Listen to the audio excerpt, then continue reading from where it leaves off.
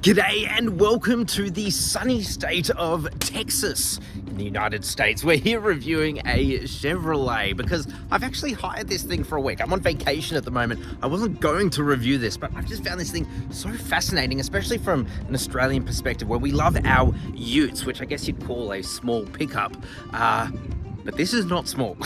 This is anything but small, and I definitely have some thoughts I need to share with you guys. This thing here is the Chevy Silverado 1500. We have the custom spec, which, of course, being a rental, this is second from the bottom. Now, yes, you can buy a Chevy Silverado in Australia, but we Australians are going nuts for these things. Soon the F-150 is going to be sold by Ford themselves, and you'll be able to pick one up for decently priced. You can buy a Dodge Ram 1500 right now. You can even buy one of these, but you'll be spending... Matt was wrong here. For the privilege. But I think that's enough rambling on. Before we get into the video though, massive shout out to our channel sponsor, Driver. If you want to get the absolute best financing deals for you, you know what to do. Head to our website, carsauce.com/finance. We will get you the best financing deals, and you can get pre-approved in under 2 minutes with zero impact to your credit score. That's pretty cool if you're going to buy, well, you probably want it if you're going to be spending 200 grand on one of these things. And as always, we're going to have a full written review up on our website as well, carsauce.com. Okay, let's review this.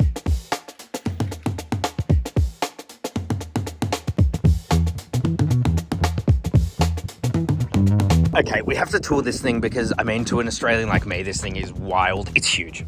It's really, really big. Check this out. I really like the headlights, even though these are halogen bulbs here. This is a base model, so I'm really not going to complain too much.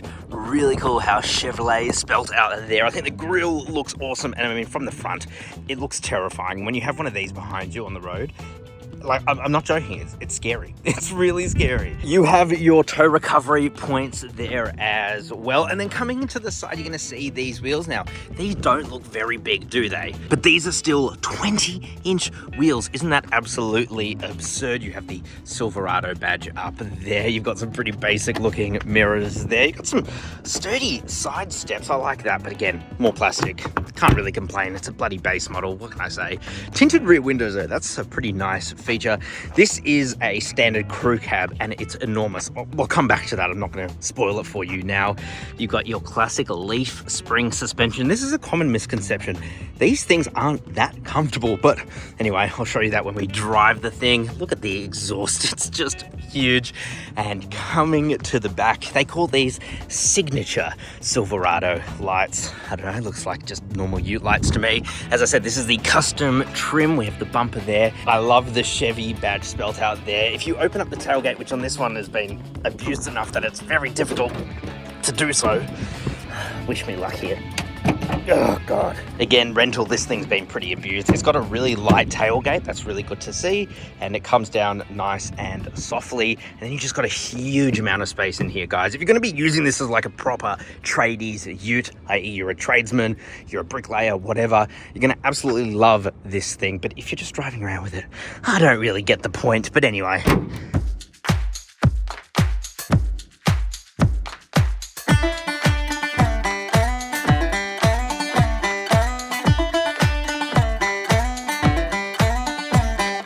Alrighty guys, let's come inside the Chevy Silverado, and I gotta admit, it's a mixed bag. Now again, I'm gonna stress, this is not a top of the line, but I don't know, I've seen some images of a Ford F-150. The launch of that is happening soon in Australia, and yeah, this is not quite as nice. As you can see, it's a very hot Texas day. This does not have keyless entry go, so let's turn on the car and talk about what this thing is like.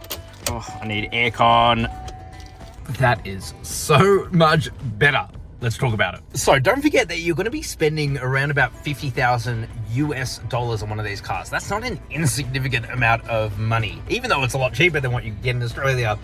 Not insignificant. You get a plastic steering wheel and look at the buttons, or lack thereof. You do have your cruise control here. Of course, it's not adaptive. Now, the Chevy Silverado is available with Chevrolet's Super Cruise, which is one of the best self-driving technologies out there, but unfortunately, being a cheaper base model, yeah, this doesn't have that. Your instrument cluster there is analog. It's fine. It doesn't show a huge amount of information. And this is the worst part. If you want to change anything, you got to turn this. Oh, I'm blocking the camera, but I can't see it when I'm driving. The base model doesn't even get this screen. This is like a 7-inch display, and it's fine. It does have Apple CarPlay, which I can't show you because I'm using the phone right now. You've got your HVAC controls. We would call that air conditioning controls in Australia. And look at the storage. You just got storage galore. How are the seats? Well, not as good as you would think. They've got almost no bolstering to them. I can't adjust them upwards. I can only like do, you know, one of these ones. I can also slide them, of course, but there's no lumbar support. These aren't comfortable seats at all. And you can just see they're a cheap cloth. Yeah, this is really meant for work and definitely not play. Material choice. I mean, it's all scratchy materials everywhere. Sea of black plastics. You do get some soft touch-ish there, but I mean, that's about it. This is cool though. This is your center armrest. You can lift it up and then you have 3 seats. So this is actually a 6-seater. And actually sitting in this seat, yeah, I would be shoulder to shoulder, but it wouldn't be too bad. How American is this though? That's my shifter. It's just, if that's not old school, I don't know what is. So yes, the front seats are pretty uninspiring. So let's check out the back seats. I'm not gonna lie, I actually prefer it in the back than I do the front. So you have to really climb in, guys. I'm 5'11". I'm really not that small, but I feel like a child. I feel like a baby in here. Check this out. So this is my normal seating position. Look how much room I have. I can literally stretch out. It's literally like the LX600 that I recently reviewed on the channel. Look, quality back here again is not the nicest, but I actually prefer these seats over those seats because these just feel like they have more bolstering. Perhaps that's a wear thing. You know, more people sit up front than in the back, but I actually prefer sitting in the back of this thing. But I'm not joking. You could have a nap. You could have a nap in this car. It's that big. And then while you're at it, just, you know, load up the back. In fact, I'm gonna stand next to this thing so you can see how big it is. All right, you ready for this? You ready for this? I'll put you down there. How's that? How's that?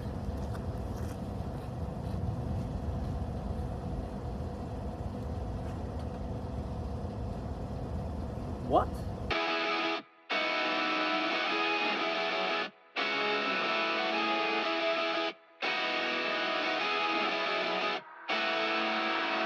Now, before we check out the engine, let's listen to it. Guess what engine it has? Okay, so how about the engine on the Chevy Silverado? Is it any good? Well, you are looking at an engine that's no longer offered, and I think that's a good thing. So what can you get now? Well, there's 2 V8s. You can get a Duramax 3-litre diesel engine, which is 100% the one I would go for. And there was outrage when they released a high output 4-cylinder. They don't even put 4-cylinder in the title. It's nowhere, it's just high output. But to be fair, that is a pretty good engine. I don't like this one though. You are looking at a 4.3-litre naturally aspirated 6-cylinder. And you would think that to be able to shift such a huge behemoth of 2.2 tons, that it would actually be pretty good. Well, sadly, the outputs are 212 kilowatt of power, 413 newton meters of torque. Oh, that's not good. It's also got a really bad towing capacity, about 7,000 pounds compared to the 9,000 you'd find pretty much on every other engine. And this is almost laughable. The MPG I'm getting, the miles per gallon I'm getting is 14.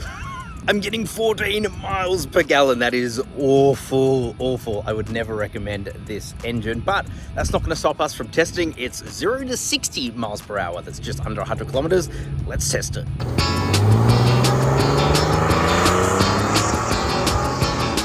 Okay, so interestingly, Chevy claimed that this will do 0 to 60 miles per hour in 7.8 seconds. Let's see what we can do. Let's shift it into drive. We're gonna brake boost launch it even though it's naturally aspirated. Let's go. Slow start, but picks up at the higher rev range. Oh. So of course my phone dies as I'm filming that, but the 0 to 60 was 8 seconds, so was okay. And now I'm driving this Ram 1500, so let me know in the comment section if you want me to review this, and also if you haven't already, subscribe to the channel. We'd love to have you around.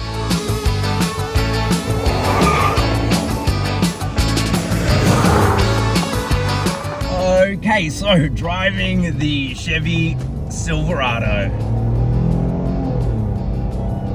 I'll tell you what, it's not the most powerful engine out there, but it still makes a pretty decent sound. Now, the first thing I want to talk about is comfortability, because I'm not gonna lie, this hasn't been the most serene experience, and a lot of these trucks, they kind of give that false hope because they're so big, you think they're so cushiony, but because it has no weight in the back, you know, it still has leaf spring suspensions, and yeah, it's like not the most comfortable car out there. So I want to kind of dispel this this myth, which is that just because you have such a huge car does not mean that it's, you know, the most comfortable on the road. It still does like to jitter around a little bit and body roll, but I'm still kind of impressed with how this thing drives overall. Definitely makes a racket. I hate the fact that it gets so bad miles per gallon. It's horrible, really, really bad. And the other thing I don't love is that it does just feel huge, you know, like it feels huge. Even though these Texas roads are pretty wide, you know, I'm still kind of clipping both sides of the road with this thing, maybe because I'm not used to how big it is. But I think, you know, after 2 weeks, you get pretty good.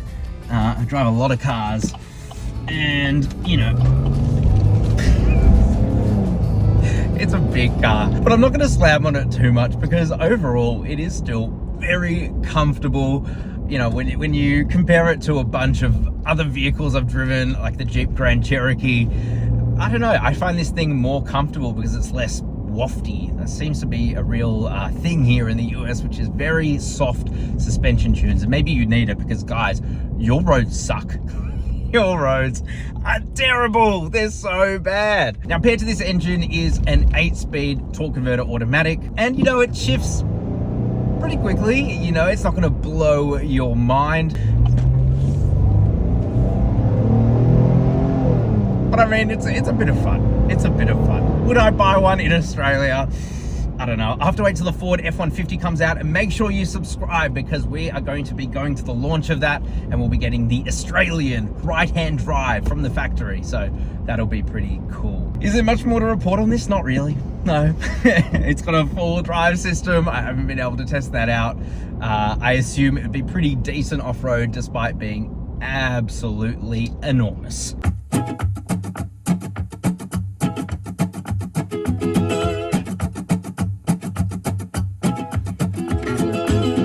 Okay, so the Chevy Silverado, do I recommend it? Well, probably not. I think the competition just does it better. The Ford F-150, which I have driven, I don't know, it feels a lot better than this. To be fair, spec for spec, it is a bit different, but I don't know, there's better options out there. But let me know what you guys think. Did you like this video? It's a different style, but I enjoyed filming it. What do you think of these huge American trucks starting to land on our shore? Let me know down in the comment section below. Click over there to watch one of our other ute reviews. That's right, I'm calling them a ute. And click over there if you want to get the absolute best financing. All right, ciao for now.